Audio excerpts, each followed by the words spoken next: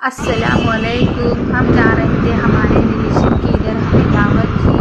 फिर नवाज़ को आइसक्रीम खाना था, हम लिए आइसक्रीम और आगे की तरफ बढ़े तो हमने लिया प्रेजेंट पाकिट और प्रेजेंट पाकिट लेने के साथ हम एंटर हो रहे हैं दरगाह में, असद खान की दरगाह। वहाँ पर हमें दावत थी, हमने खा लिया। खाने के साथ हम फिर चले आगे कब्रस्तान की और कब्रस्तान में ये नाज नवाज़ तीनों चले गए थे अपने नाज नवाज़ अपनी दादा दादी से मिलने के लिए। मिलने के बाद हमें जाना था आगे की तरफ।